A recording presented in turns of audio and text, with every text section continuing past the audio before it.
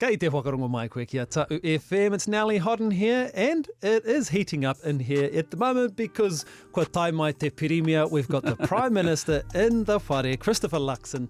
Tēnā koe e te rangatira.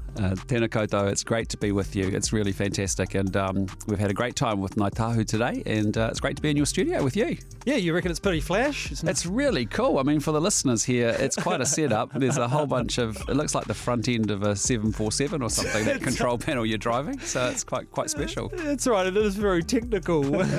Well, thank you for being with me this morning. And what brings you to Te Waipounamu? What are the opportunities in Te Waipounamu that your government is focusing on? Yeah, look, I mean, I'm actually here because my main job today in Christchurch in particular is to spend time with Ngāi Tahu and with Justin and the team and the leadership group here. It's a meeting that I put in place. We first met in January as a new government, and we want to partner with Ngāi Tahu across the South Island. You know, we think there's huge opportunities, and we actually have a lot of common interests around how do we get better outcomes for our people, right? Māori or non-Māori, and Ngāi Tahu is such an impressive organisation. I've talked about Ngāi Tahu for a long time from my business life. You know, just the skill and the capability that's in the leadership group and the things that you're up to are just incredible and very inspiring, actually. So, cool. So that's why that's why we've got our 6 monthly meeting, and so we just take 2 hours and we go through a bunch of things about what's working well in the relationship, what we need to work harder at.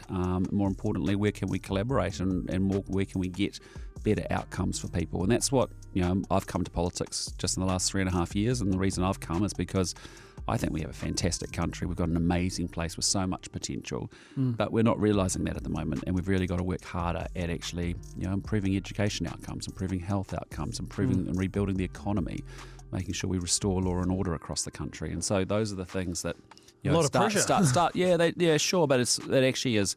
Those give us some common areas where we can talk to Ngāi Tahu about, okay, well, how can we actually power up infrastructure and get more, clean, renewable energy into New Zealand? I mean, that's something that Ngāi Tahu's doing some great work and some great thinking around.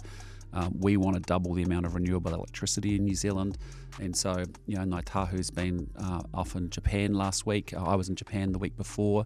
We met the same people, the same investors that could be partners that could help us actually, drive that energy investment that we want to see happen.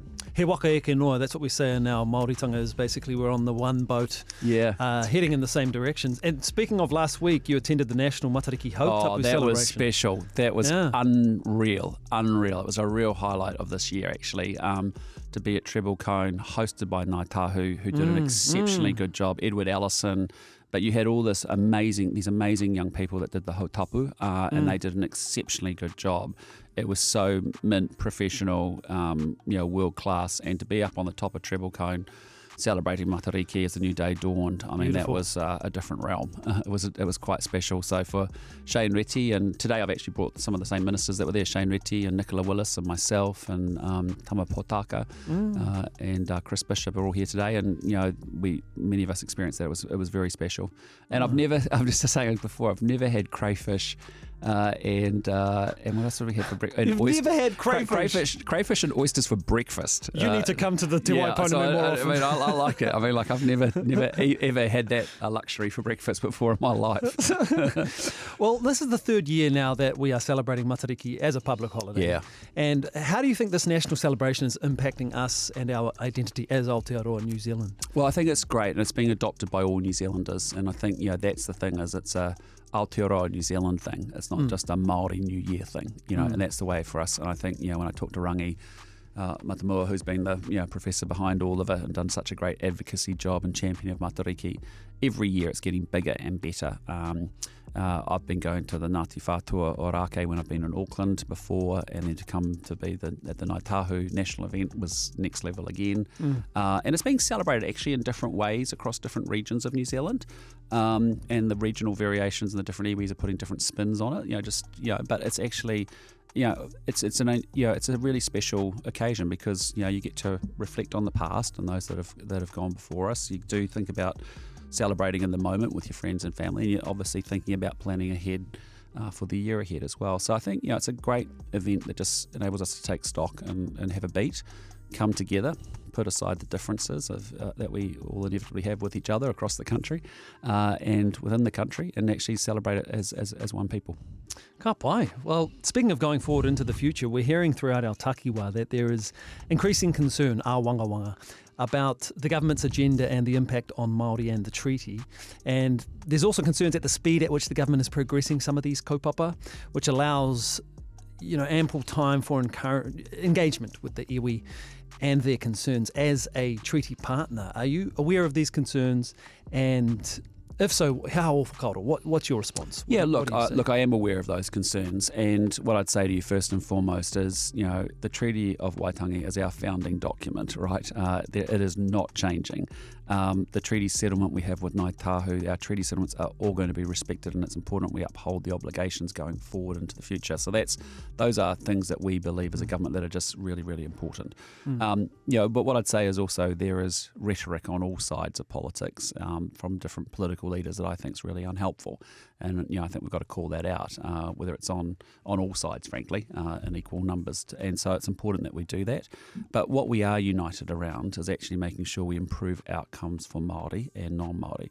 And that's a lot of what our conversation is about with these 6 monthly meetings that we have, where we are very direct with each other about where we have differences. But actually what we're finding is that we have huge areas of alignment. We believe in localism and devolution, rangatiratanga, the similar concept. And so, that's the sort of stuff that we've got to keep working together on. There are massive areas of collaboration around.